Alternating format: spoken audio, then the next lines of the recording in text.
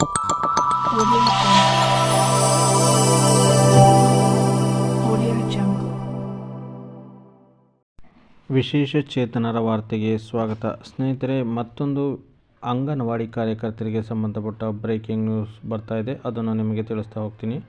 ನಮ್ಮ ಚಾನಲ್ಗೆ ಹೊಸದಾಗಿ ಭೇಟಿ ನೀಡಿರೋರು ಚಾನಲ್ ಸಬ್ಸ್ಕ್ರೈಬ್ ಆಗಿಲ್ಲ ಅಂದರೆ ಈಗಲೇ ಚಾನಲ್ ಸಬ್ಸ್ಕ್ರೈಬ್ ಮಾಡಿಕೊಂಡು ಈ ವಿಡಿಯೋಗೆ ಲೈಕ್ ಕೊಡಿ.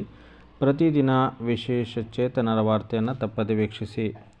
ರಾಜ್ಯದ ಅಂಗನವಾಡಿ ಕಾರ್ಯಕರ್ತರನ್ನು ಕಾಯಂಗೊಳಿಸುವ ಸಂಬಂಧ ಈಗಾಗಲೇ ಸಿಎಂ ಸಿದ್ದರಾಮಯ್ಯ, ಸಚಿವೆ ಲಕ್ಷ್ಮೀ ಹೆಬ್ಬಾಳ್ಕರ್ ಚರ್ಚೆ ನಡೆಸಿದ್ದಾರೆ. ಹೌದು, ಇದೊಂದು ಆಶ್ಚರ್ಯಕರ ಸಂಗತಿಯಾದರೂ ಕೂಡ ನಿಜ ಅಂತೇಳ್ಬಿಟ್ಟು ಹೇಳಿದ್ದಾರೆ.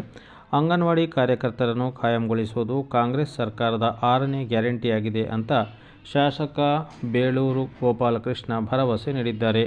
ಇಂದು ಶಿವಮೊಗ್ಗ ಜಿಲ್ಲೆ ಸಾಗರನಗರದ ನೆಹರು ಮೈದಾನದಲ್ಲಿ ಅಂಗನವಾಡಿ ಕಾರ್ಯಕರ್ತರಿಗೆ ಸ್ಮಾರ್ಟ್ಫೋನ್ ವಿತರಿಸಿದ ಬಳಿಕ ಮಾತನಾಡಿದ ಅವರು, ನಮ್ಮ ಸರ್ಕಾರಕ್ಕೆ ನಿಮ್ಮ ಬಗ್ಗೆ ಗೌರವವಿದೆ, ನಮ್ಮ ಸಂಪೂರ್ಣ ಬೆಂಬಲ ಕೂಡ ಇದೆ. ನಿಮ್ಮನ್ನು ಕಾಯಂಗೊಳಿಸುವುದು ನಮ್ಮ ಸರ್ಕಾರದ 6ನೇ ಗ್ಯಾರಂಟಿಯಾಗಿದೆ ಎಂಬುದಾಗಿ ಘೋಷಿಸಿದರು.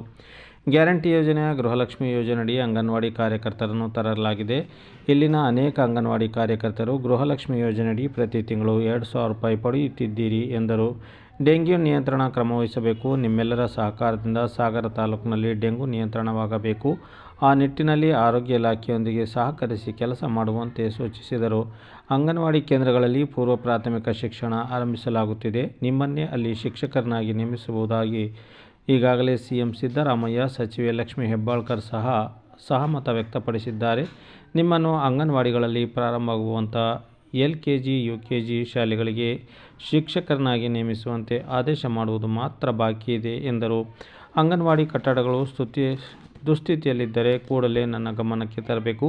ಶಿಥಿಲಾವಸ್ಥೆಯಲ್ಲಿರುವಂಥ ಅಂಗನವಾಡಿಗಳಲ್ಲಿ ಮಕ್ಕಳನ್ನು ಕೂರಿಸಿಕೊಂಡು ಪಾಠ ಮಾಡಬೇಡಿ. ಪರ್ಯಾಯ ಕಟ್ಟಡದಲ್ಲಿ ವ್ಯವಸ್ಥೆ ಮಾಡಿಕೊಂಡು ನಡೆಸುವಂತೆ ಶಾಸಕ ಬೇಳೂರು ಗೋಪಾಲಕೃಷ್ಣ ಸೂಚಿಸಿದರು. ಮುಂದಿನ ದಿನಗಳಲ್ಲಿ ಅಂಗನವಾಡಿ ಕಾರ್ಯಕರ್ತರನ್ನು ಕಾಯಂಗೊಳಿಸುವ ಕೂಗಿಗೆ ನನ್ನ ಬೆಂಬಲವಿದೆ. ನಿಮ್ಮ ಜೊತೆಗೆ ಹೋರಾಟದಲ್ಲಿ ನಾನು ಭಾಗಿಯಾಗುವುದಾಗಿ ಭರವಸೆ ನೀಡಿದರು.